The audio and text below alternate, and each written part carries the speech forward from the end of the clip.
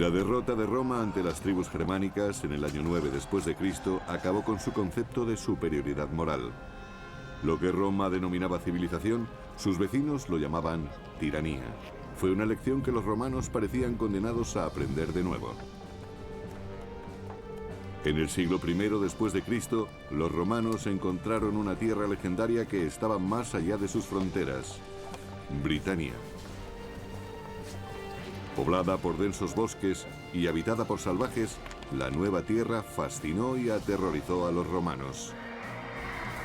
Su conquista conseguiría una gloria digna de un gran emperador. El Imperio Romano, la invasión de Britania.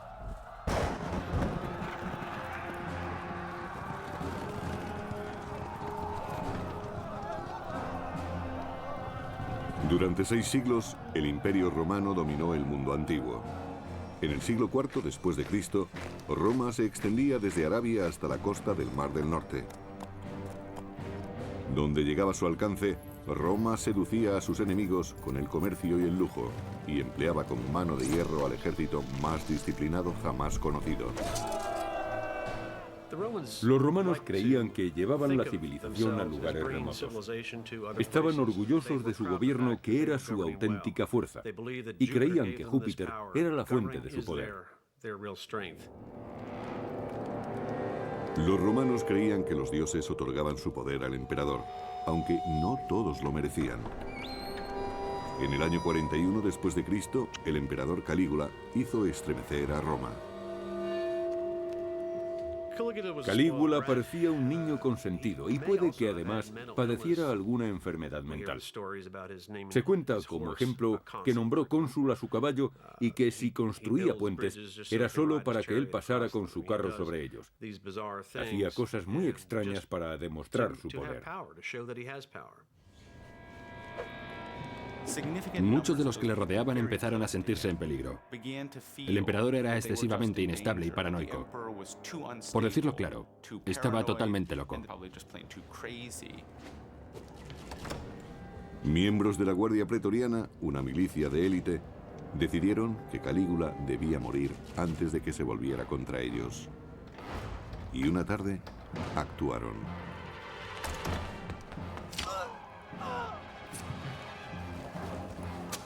Según Suetonio, biógrafo del primer siglo,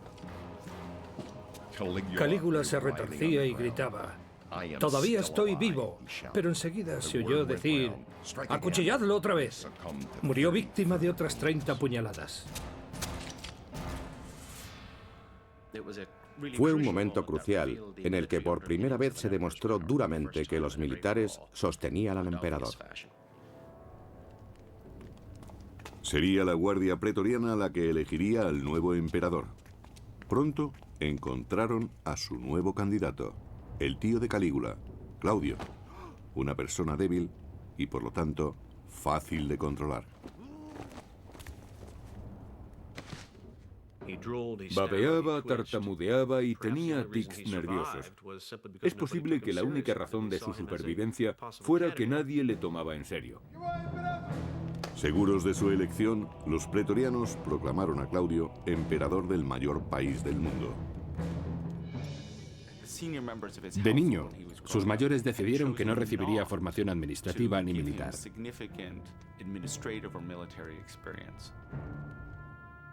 Casi todos los jóvenes de la familia imperial ocupaban muy pronto puestos públicos. Pero ese no fue el caso de Claudio. El nuevo emperador tenía que hacer méritos ante los que le creían un incompetente. Y con los pretorianos, quienes le dieron el cargo, tenía una gran deuda.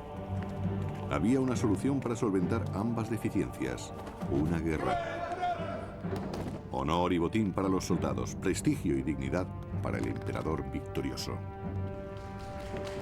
La conquista de nuevas tierras era siempre conveniente para los soldados romanos, a los que les gustaba intervenir militarmente.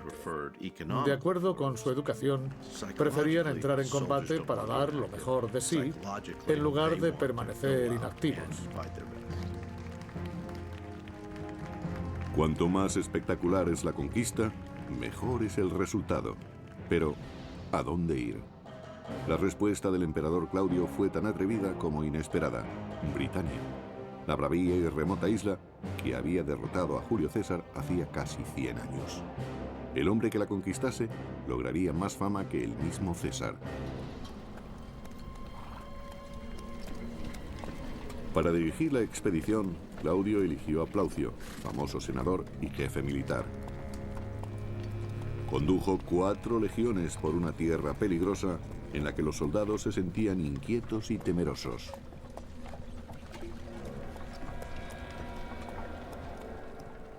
No se puede evitar el miedo a lo desconocido en esta clase de combates.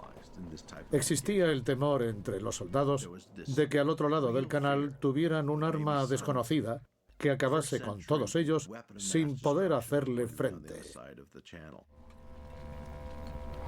Circulaban rumores sobre la temible magia de los druidas, sacerdotes de la secreta religión de los britanos. El sabio Plinio el Viejo nos relata: Britania está fascinada por la magia. El monstruoso culto druida profesa que asesinar a un hombre es prueba de devoción y que comer su carne resulta provechoso. Los sacrificios humanos horrorizaban a los soldados e hicieron que el emperador Claudio prohibiera el druismo.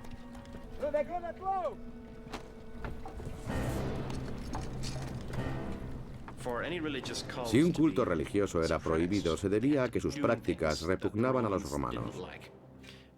Una de ellas eran los sacrificios humanos, que, según se dice, realizaban con frecuencia los druidas. Además, estaban las fuerzas desestabilizadoras políticas y sociales. Política y magia, una combinación mortífera. Prudentemente, los romanos partieron desde la playa de Rutubiae, la actual Richborough, hacia el Támesis, el río que bordeaba las extensas tierras de la poderosa tribu Catubelauni.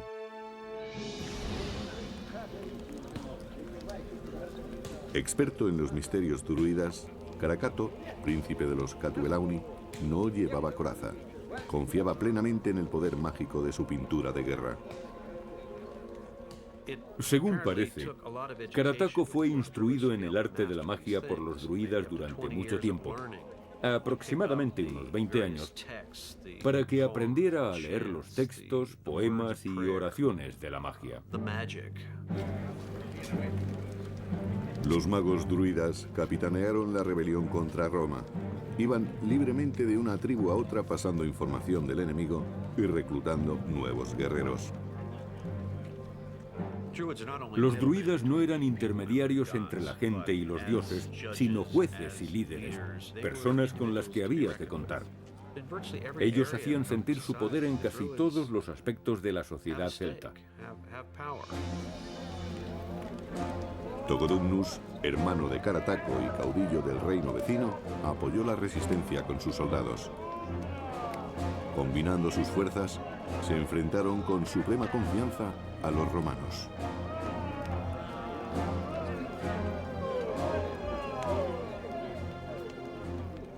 Los romanos no habían conseguido conquistar a los britanos anteriormente. Estos luchaban en su tierra, la conocían muy bien y habían visto a los romanos en acción. Quizá por eso confiaban en derrotar a los ejércitos de Roma cuando estos desembarcaran. Gales era el terreno más duro, por eso era el menos habitado, pero sus gentes eran las más experimentadas.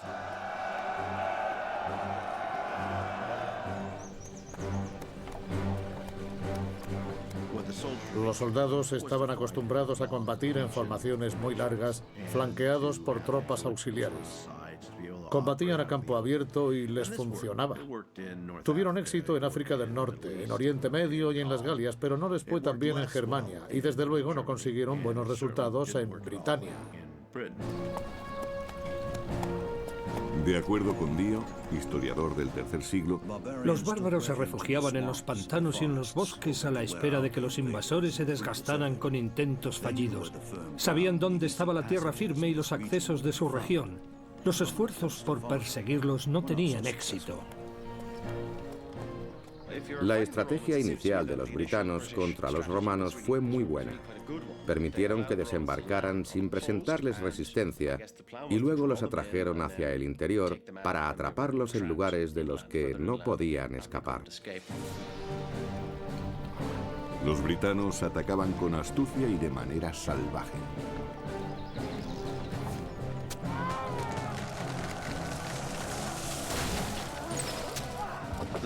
La disciplina de los soldados romanos es muy conocida, está bien documentada. El hecho de que resistieran organizadamente en medio de las batallas más duras es algo que demuestra su profesionalidad, buen liderazgo y entrenamiento. Fueron los mejores soldados de su tiempo y quizá de toda la historia. Combate tras combate, Plaucio sufrió humillantes derrotas, pero no por ello se desalentó. El ejército romano era ante todo paciente. En Britania la cuestión no era conseguir una victoria inmediata, se trataba de una campaña. Y las campañas eran siempre largas.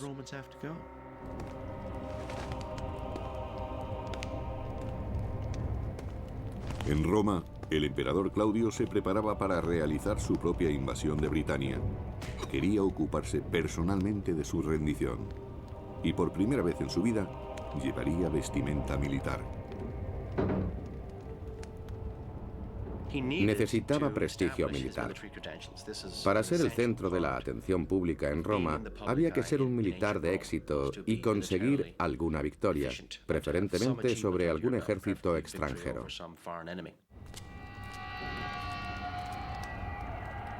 Claudio se propuso derrotar a los bárbaros con el arma más destructora e imponente del mundo clásico, los elefantes de combate. Ellos anunciarían la gran entrada del emperador. Claudio quería que los britanos se humillaran ante el todopoderoso ejército de Roma para reclamar luego su parte de gloria.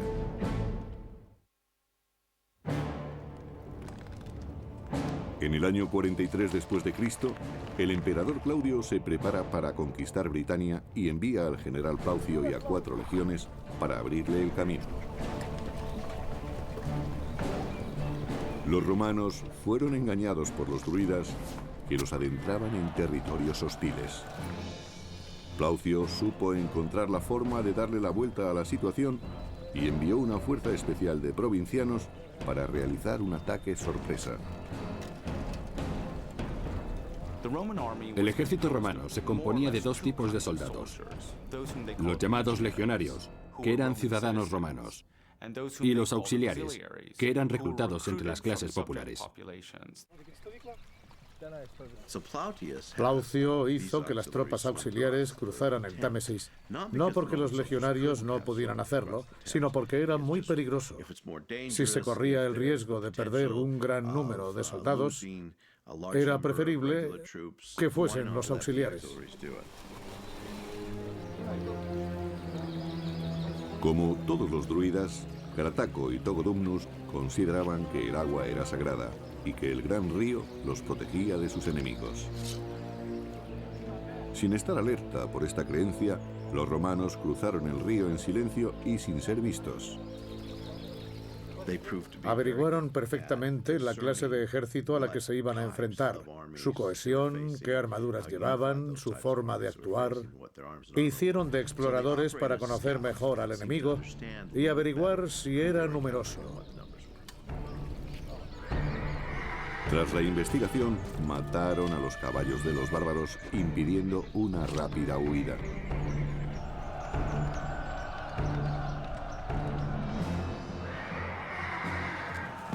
Solo entonces, Plaucio mandó que el grueso de su fuerza atacara.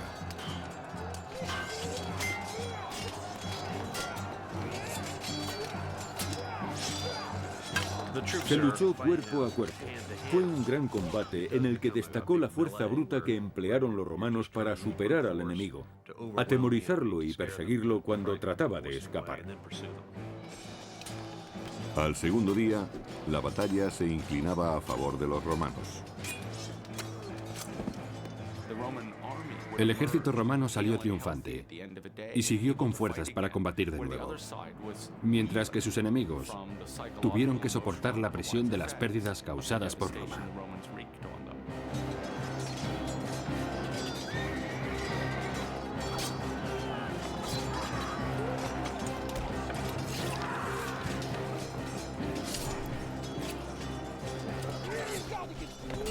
En la siguiente batalla, Togodumnus fue mortalmente herido. Atemorizados, los supervivientes se refugiaron en los pantanales. Las familias de los dirigentes druidas se enfrentaban a una nueva realidad.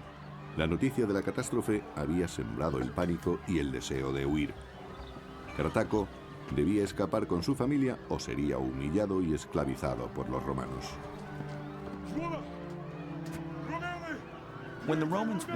Cuando los romanos obtenían una victoria militar importante, el general era recompensado con un desfile de sus tropas. Si era posible, el cabecilla derrotado marchaba entre los soldados para demostrar que los oponentes habían sido sometidos. Normalmente, eran ejecutados al final del desfile por haberse atrevido a enfrentarse a Roma. Carataco no quería convertirse en un trofeo de Roma y, jurando venganza, reunió a sus adeptos y los condujo en un largo viaje hacia el oeste, hasta el país de las tierras altas donde estaba la morada de los druidas. Carataco sabía que no lo perseguirían hasta allí. Los romanos se asentaron en las orillas del Támesis. Según el historiador Dio del III siglo, Plaucio tuvo miedo debido a los problemas que encontró en el Támesis. En vez de avanzar, decidió conservar el terreno conquistado y mandó llamar a Claudio. ¿Fue el temor o la política lo que realmente detuvo a Plaucio? Dudo que a un hombre con la experiencia y la capacidad de Plaucio le asustara tanto un río como el Támesis. Lo más probable es que recibiese órdenes para que, después de asegurar un acceso seguro a Britania, llamara al emperador para que acudiera en persona y así pudiera conseguir la fama militar que tanto necesitaba. El emperador Claudio trató de ir a Britania, pero su barco estuvo a punto de naufragar en las costas de Hispania y tuvo que recorrer a pie las Galias hasta Gesoriacum, la actual Boulogne, para cruzar el Canal de la Mancha.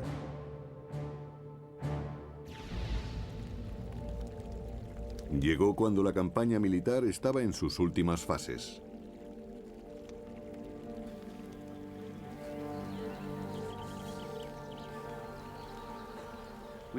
Sabemos que el emperador apareció a lo grande, acompañado de cohortes de la Guardia Pretoriana y elefantes.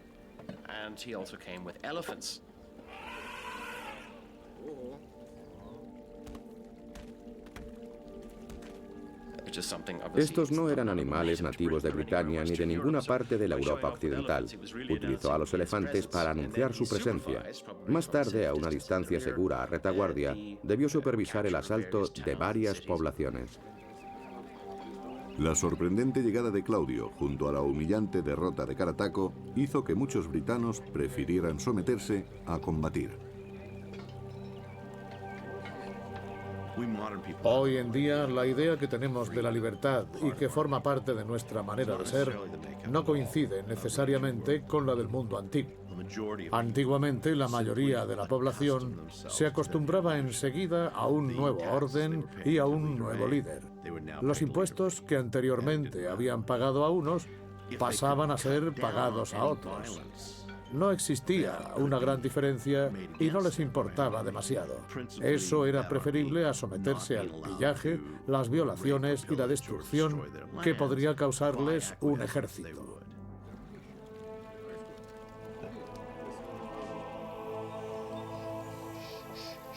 Había que luchar contra los romanos o colaborar con ellos. En Brigantes, un reino del norte, esta decisión resultó muy controvertida y fue tomada por su poderosa reina Cartimandúa. Los britanos no tenían inconveniente en ser gobernados por mujeres de carácter fuerte. Estas mujeres debieron acceder al poder por su relación con grandes hombres. Más tarde conseguirían el apoyo de su gente por su gran personalidad y por su carisma. Venutius, el marido de Cartimandúa, sabía lo que los brigantes debían hacer, pues se oponía con todas sus fuerzas a la ocupación romana.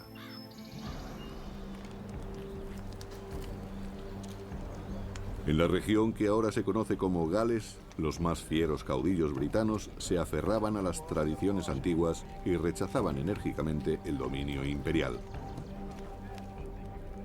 Los druidas recurrieron a sus dioses para expulsar a los romanos de sus costas. En aquella hora de tribulación realizaron el más severo de sus rituales, el sacrificio de un ser humano. El exiliado Carataco, su principal valedor, incitaba con pasión a la resistencia.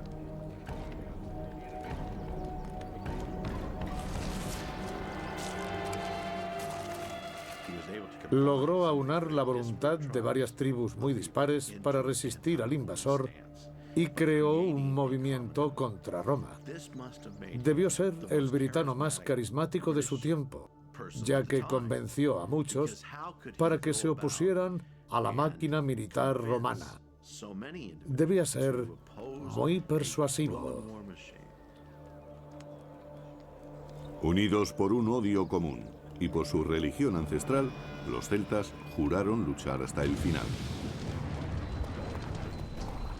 La victoria había conseguido que los romanos recuperaran la confianza. Ya no temían a los britanos, pero no sabían que lo peor estaba aún por llegar. En el año 43 después de Cristo, el emperador Claudio proclamaba la victoria en Britania al mismo tiempo que las fuerzas rebeldes de la isla aumentaban.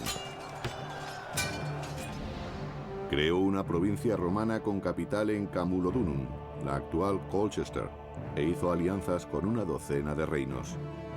Su ayuda resultaría crucial para amortiguar los ataques contra la nueva provincia.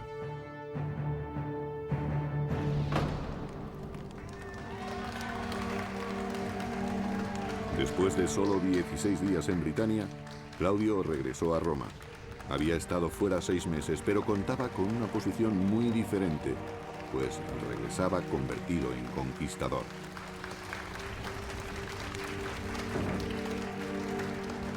El valor propagandístico de aquel viaje fue extraordinario y Claudio consiguió un gran aumento del favor político del pueblo. Algo parecido a cuando un moderno presidente visita sus tropas del frente, aunque no se acerque a los combates. Según el historiador Dio del III siglo, el Senado le otorgó el título de británico. Además, se decidió en votación que se realizaría un festival anual para conmemorar la conquista y que le erigirían arcos triunfales.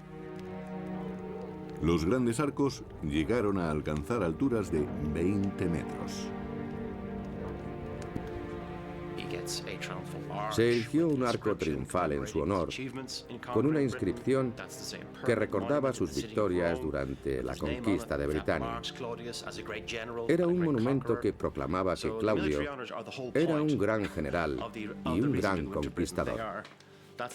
Los honores militares fueron el motivo de la invasión de Britania para darle a Claudio una fama de la que antes carecía.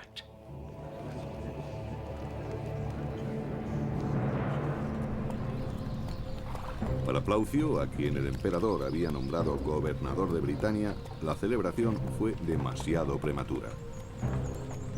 Siempre que los romanos salían de su recinto de seguridad, eran atacados por una organizada guerrilla dirigida por Carataco, el caudillo rebelde.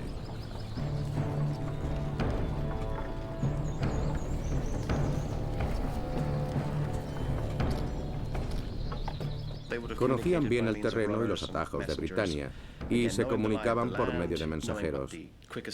Supieron aprovechar bien su ventaja para conseguir información en toda la isla.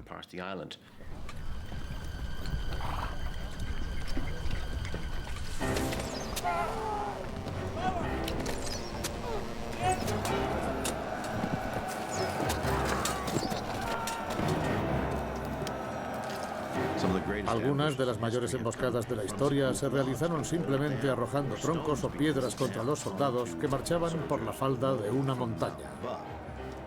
Y eso les ocurrió a los romanos. Estaban acostumbrados a los combates cuerpo a cuerpo con lanzas convencionales y espadas cortas.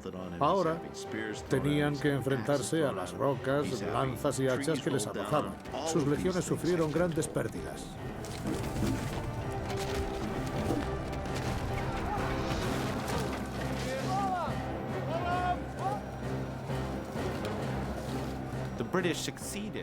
Los britanos conocían bien el terreno que pisaban y eran arengados por sus caudillos, que les decían que debían derrotar a los invasores. Tenían que expulsarlos, porque de lo contrario serían esclavizados por los romanos.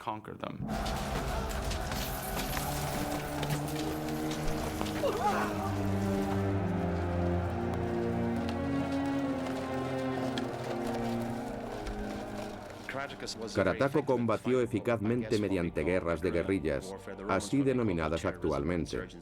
Los romanos debieron llamarlas terrorismo o insurgencia. Dieron grandes resultados. Con frecuencia, tras una incursión, los rebeldes se dispersaban en el bosque. Plaucio debía eliminarlos si no quería ver cómo destruían su nueva provincia. Los oficiales romanos tuvieron que tomar decisiones que no estaban escritas en ningún manual de entrenamiento y que nadie les había enseñado antes. Había que adaptarse al terreno y a las tácticas de guerrilla de sus oponentes y no querían verse derrotados.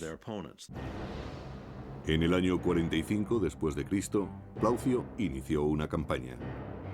3 legiones marcharon hacia el sur, el oeste y el norte respectivamente.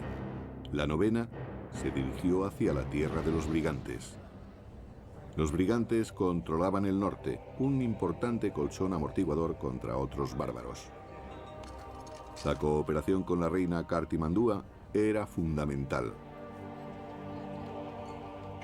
Trataba de dividir y conquistar, de separar y aislar grupos para someterlos. Con ese objeto, los aliados locales proporcionaban una gran ventaja. Cartimandúa aceptó la oferta imperial. Después de todo, con una legión ante sus puertas, sus alternativas eran muy limitadas. ¿Qué ventaja obtendría el pueblo si la elección era entre colaboración y destrucción en lugar de libertad y conquista? Para Cartimandúa la alianza le permitiría seguir en el trono y no tendría que arriesgarse personalmente, como si hubiera decidido oponerse a los romanos. Venutius, el esposo de la reina, no fue el único que se opuso enérgicamente a su decisión. Los romanos obtenían ventajas con las alianzas. El problema residía en la división de opiniones, como el caso de Cartimandúa, que tuvo que enfrentarse a su esposo. Venutius tuvo que contenerse y por el momento acató la voluntad de la reina.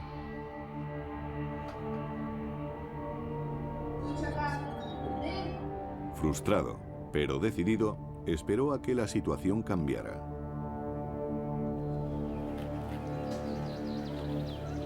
Mientras, los romanos invadían el país sometiendo a un pueblo tras otro. Lo más importante para un gobernador romano era mantener el orden, sobre todo en una provincia nueva. Tenía que establecer vínculos con los habitantes y por tanto resultaba favorable cualquier tipo de actuación que mantuviera al pueblo contento con los romanos. Los romanos tratarían bien a los que cooperasen. De lo contrario, el castigo sería muy rápido. A los prisioneros se les enseñaba el significado de la justicia imperial a punta de espada. Pero por todas partes surgían rebeldes contra el poder romano. Los legionarios también encontraron personas que cooperaban. Lentamente iban ganándose la voluntad del pueblo a la vez que ampliaban los límites de Roma.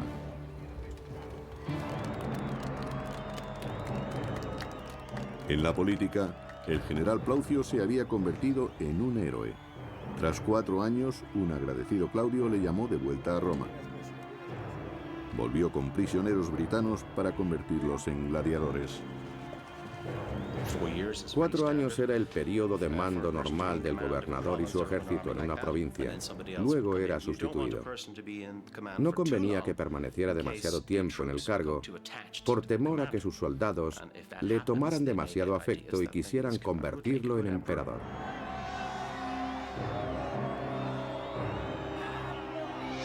De acuerdo con Dio, historiador del siglo III, en las luchas de gladiadores participaron muchos hombres, incluyendo cautivos britanos. Plaucio, orgulloso de ello, empleó a muchos en este espectáculo. los sangrientos deportes circenses servían a los romanos para reafirmar su superioridad. Los bárbaros no eran más que polvo a pisotear.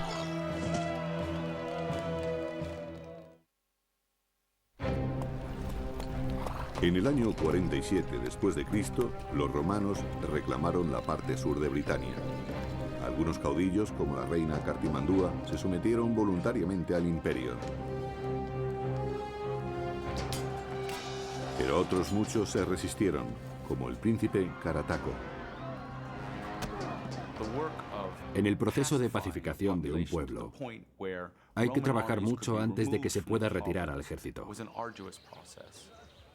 Los romanos conocían muy bien que el proceso de anexión y conquista era siempre muy largo. Debían saberlo al enfrentarse a un oponente como Carataco. Es posible que Carataco fuera el rebelde más importante. Parecía saber bien cómo unir a los británicos para conseguir la victoria. Las poblaciones romanizadas soportaron las audaces incursiones de Carataco. Sus sorprendentes victorias le convirtieron en el cabecilla britano más famoso. Todos acudían a él para expulsar a los invasores de sus costas. En noviembre, cuando Carataco se enteró de que iba a llegar un nuevo gobernador romano a Britania, lanzó contra él el más enérgico de sus ataques. El nuevo gobernador, Escápula, recibió una sangrienta bienvenida. Pero las cosas no resultaron como se esperaba. Las legiones romanas nunca flaqueaban. Escápula infligió a Carataco su primera gran derrota. Sin embargo, el líder rebelde no se rindió. Carataco se retiró al sur de Gales y organizó otra revuelta que se extendió hasta las montañas del norte. Escápula hizo uso de la 9ª legión y marchó con ella hacia el oeste.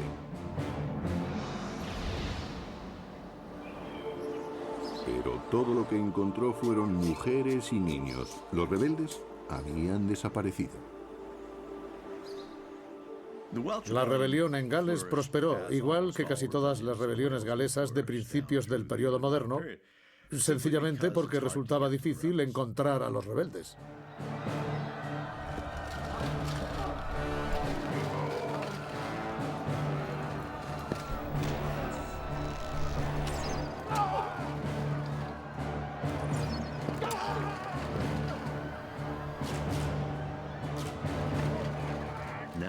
Los romanos tuvieron que recorrer las montañas, bosques e islas para encontrar a los rebeldes.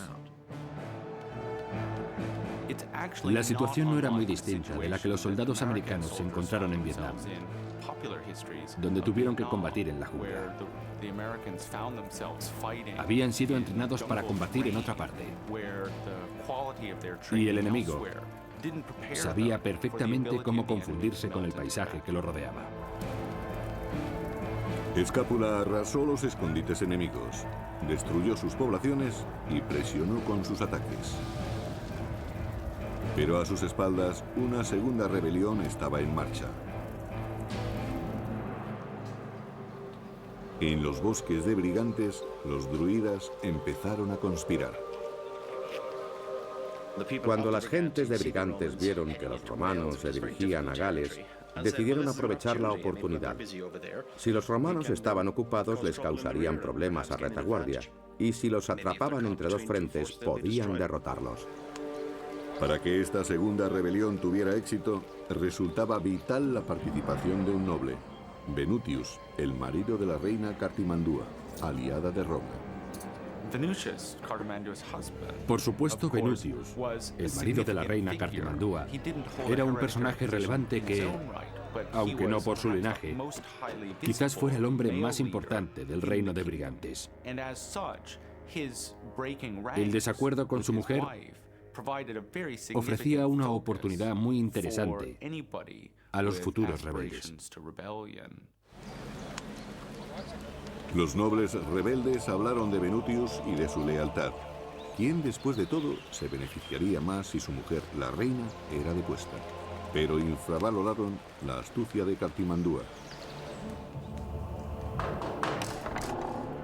La reina tenía espías en todas partes y a través del criado de su marido supo entonces que los mejores guerreros estaban con ella. Desesperada, recurrió a Roma. Los reyes y reinas que colaboraron con Roma lo hicieron porque habían llegado a un acuerdo. En caso de necesidad, Roma acudiría en su ayuda. Ese era el acuerdo vigente. La reina mandó un mensajero romano a Escápula diciéndole que debía regresar cuanto antes a Brigantes para hacer honor a su compromiso de protegerla. El momento no podía ser peor para Escápula, pero no tuvo más remedio que abandonar Gales y marchar con su 9ª legión a ayudar a la reina. Su marcha brindó una nueva oportunidad a Carataco. Ante la retirada de los romanos, muchos guerreros de toda Britania se unieron a Carataco. Apoyados por sus creencias, llevaron consigo sus armas y sus familias. Esta vez, la resistencia no se escondería. Carataco ordenó a sus hombres que construyeran fortificaciones, según nos cuenta Tácito, historiador clásico de la corte. Escogió un lugar muy favorable a sus intereses y perjudicial para los nuestros. Sus fortificaciones estaban muy bien defendidas. Una posición defensiva bien afianzada representaba una gran ventaja para los defensores, y por eso confiaron en que su elección del campo de batalla les daría la victoria contra los romanos. Carataco tenía ilusiones razonables de salir victorioso. Era la última esperanza de que Britania siguiera siendo independiente.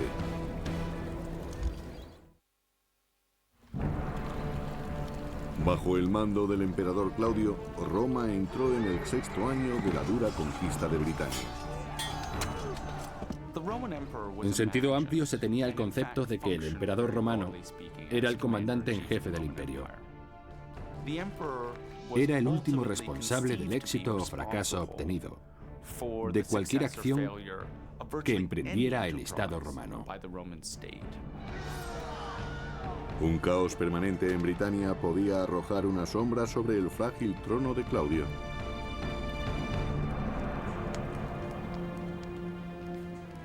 Cartimandúa, la reina vasalla del norte, había solicitado que Roma la defendiera contra una rebelión interna.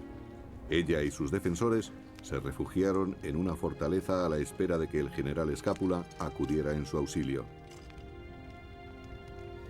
En poco tiempo, Escápula sofocó a los rebeldes y devolvió el poder a la reina. Este hecho hizo que el consorte real, Venutius, deseara con más fuerza sublevarse contra los romanos.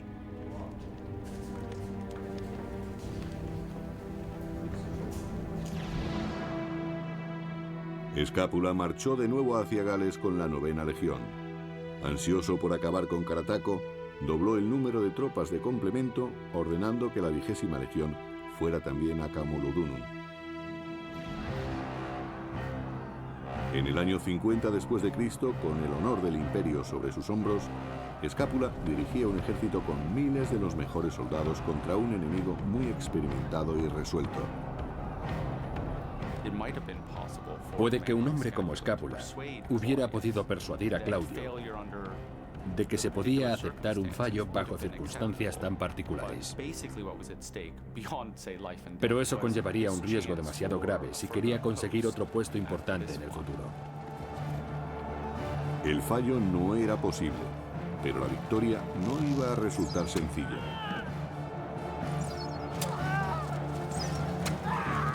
Según el biógrafo clásico Tácito, los soldados llegaron a las murallas, pero tuvieron el mayor número de bajas.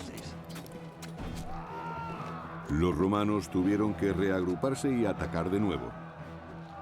Roma marchaba imparable al frente de su maquinaria militar. No existía ningún futuro para la rebelión. Así es como se escribe la historia.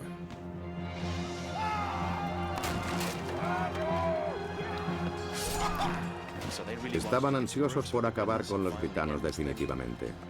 La fiereza del ataque romano fue tal que los bárbaros acabaron siendo derrotados.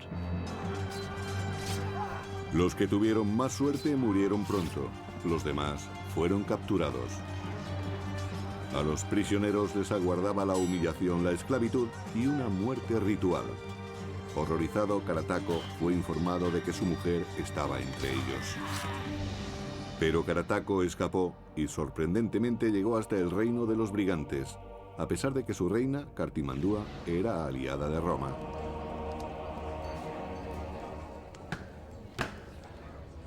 El marido de Cartimandúa, Venutius, era un patriota declarado que se oponía radicalmente a la política de colaboración con Roma de su mujer. Yo diría que Carataco acudió a Venutius con la esperanza de conseguir su apoyo y hacer que la reina cambiara de opinión. Pero Cartimandúa no lo hizo. Era aliada de Roma y entregó a Carataco, el héroe de la resistencia, para consolidar su amistad con los romanos. Esta traición disgustó a su marido, Venutius. Carataco y su familia fueron obligados a desfilar por las calles de Roma, causando una gran impresión entre los ciudadanos. Según el historiador clásico Tácito, la reputación de Carataco había llegado hasta la misma Roma. Las gentes sentían curiosidad por ver al hombre que había desafiado nuestro poder durante tantos años. Incluso en Roma, su nombre resonaba con fuerza. Fue el símbolo de la victoria. El caudillo enemigo marchando por las calles, sometido. Lo que Roma solía hacer con sus enemigos era meterlos en el foso de una prisión y allí los ahorcaba. Pero en este caso no ocurrió así. En su lugar, Carataco fue llevado ante Claudio, que estaba sentado en una especie de estrado, y allí le permitieron pronunciar un vibrante discurso. Si hacemos caso de Tácito, dijo que estaba obligado a resistirse a la dominación de Roma y que si Claudio le permitía vivir, sería una muestra de su clemencia. ser clemente implica superioridad, y así era como se veían los romanos, como seres superiores.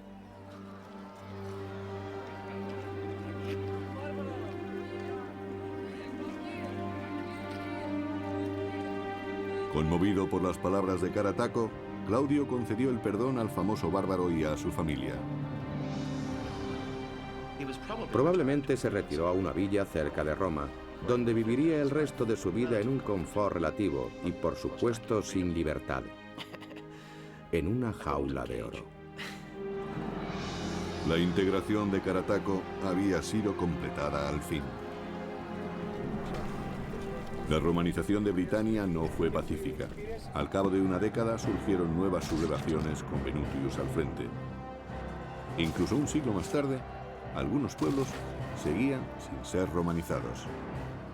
Britania no fue romanizada del todo. Estaba demasiado lejos. Los romanos tuvieron que construir la muralla de Adriano para controlar a los invasores del norte. Resultó difícil de defender y la abandonaron. En Britania no quedó mucho de la dominación romana. Conquistada para ensalzar la reputación de un emperador, la isla proporcionó recursos durante siglos. Y cuando Roma se derrumbó, Britania fue la primera en volver a su estado bárbaro.